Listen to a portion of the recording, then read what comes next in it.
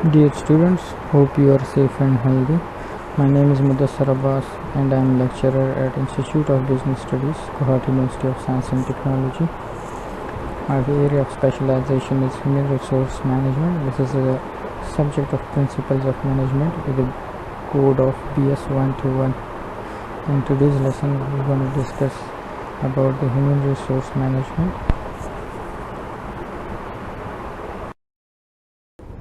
Okay, before going into the detail of the lesson, let me share with you two reference books that you can use as a reference. These books are easily available in the market and you can also download them from internet for free. The first book is Principles of Management and its Application. That is written by Ricky W. Griffin. You can download any edition of this. We have 10th edition and onward. The second book is Management by Stephen P. Robbins and Mary Coulter. So you can download any of this book and make it as a reference book. Both books are very readers friendly. Okay, in our previous lecture we discussed about recruitment, what are the different sources of recruitment and their advantages and disadvantages. In today's lesson we are going to study about the selection process. Now, what is selection process? It is the process of screening job applicants to ensure that most appropriate candidates are hired. So from the pool of the applicants who are almost eligible for a particular job, we try to select the most appropriate candidate. So this is called selection process. Now, what is selection? It is a kind of exercise that predict which applicant, if hired, will be or will not be successful in performing well on the criteria the organization uses to evaluate his or her performance. Now, it's the kind of prediction about whether the particular person that we hire will be able to work according to the standard criteria set by the organization or not.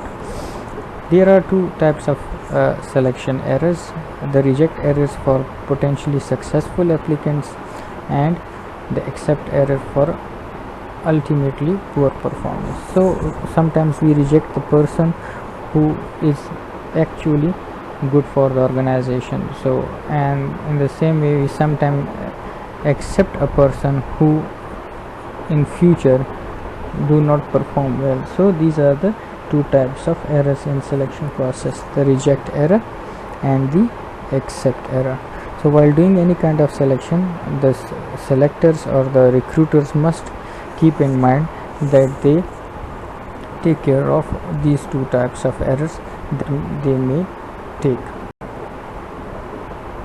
So the first thing that we start with the selection process is application form. Sometimes it is an online application and sometimes it becomes a requirement to submit the hard copy. Actually, the application form provide the detailed information of the applicant who is interested in our organization.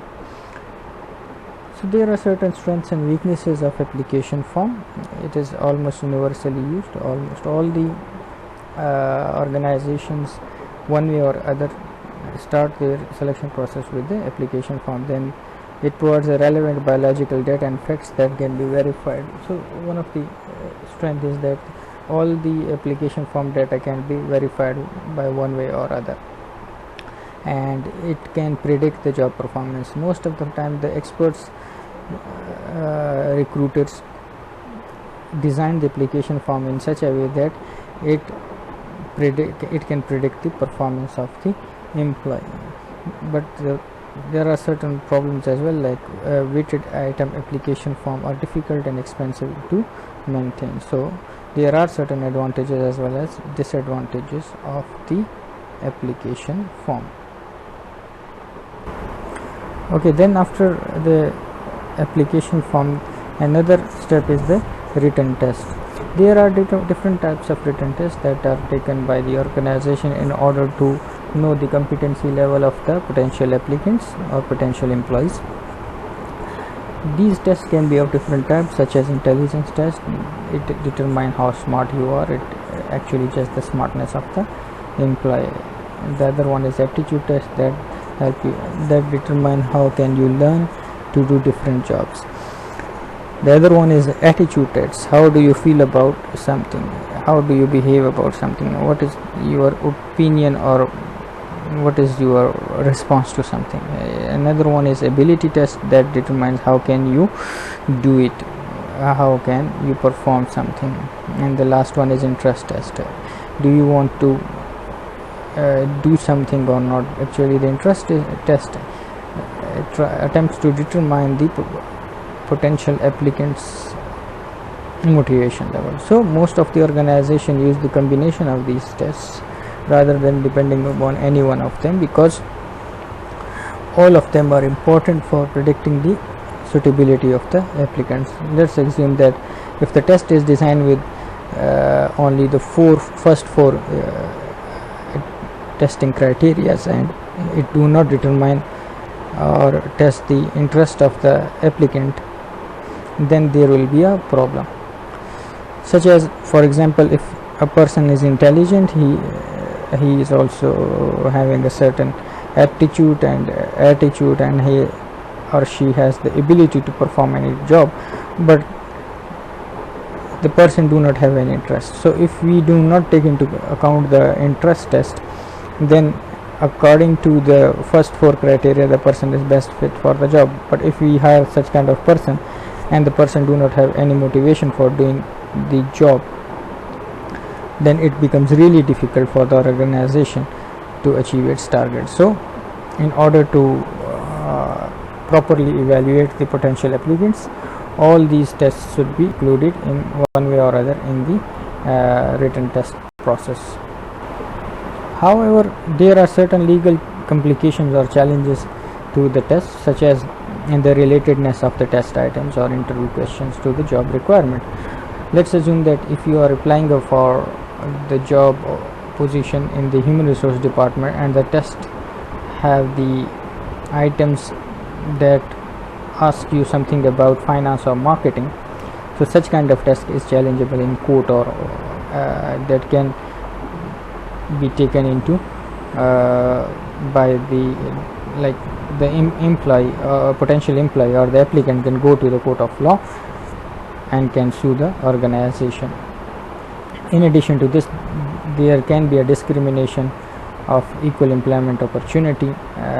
There are certain protected classes in the society who may go to the court and can sue the organization on the basis of discrimination. So there are certain challenges, or you can say there are certain points to be considered while designing such kind of tests. So that's why written test is considered to be a good criteria, but as well as it should be taken very seriously or dealt very seriously by the organization. So in addition to the written test, there is another type of test. We call it as a performance simulation test. Now what it is testing an applicant's ability to perform actual job behaviors, used required skills, and demonstrate specific knowledge of the job. So in this, what we do, we create a simulation of the actual job environment and test the ability or behavior or skills of the potential employees on that position. That can give us the actual scenario in which that person can work. So the work sampling is one of the type in which requires applicants to actually perform a task or set of tasks that are central to the successful job. So it's a kind of micro testing in which a sample of the actual work is taken and the potential applicants are required to perform that work. In this way, the person's performance can be assessed. And there are also certain assessment centers. These are dedicated facilities in which the job candidates undergo a series of performance simulation tests to evaluate their managerial potential. So in addition to work sampling, sometimes the organizations have dedicated facilities in which the candidates are tested for their performances.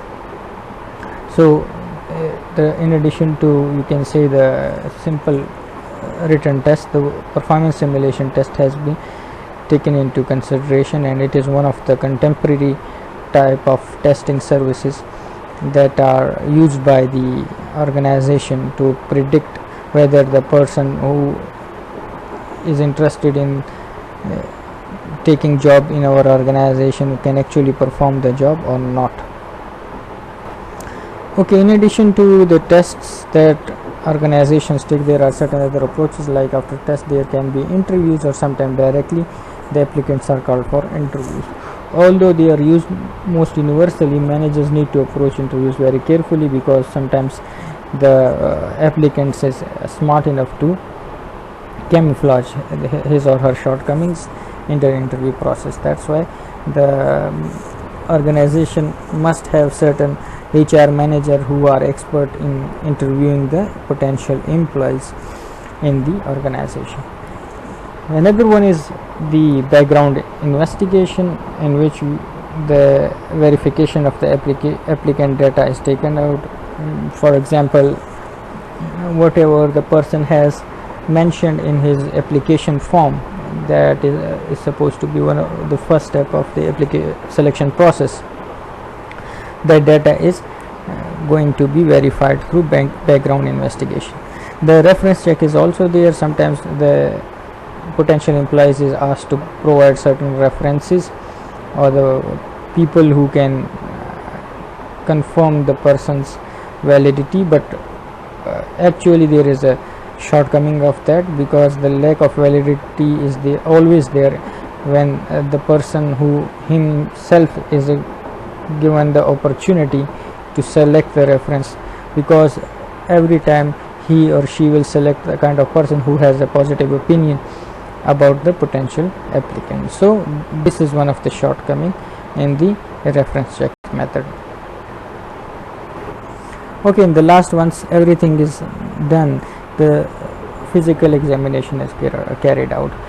Some organizations have certain kind of jobs that require the physical fitness of the employee. For example, the kind of organizations that require the psychomotor tests of the employees, or psychomotor eligibility of the employee, may go for the physical examination.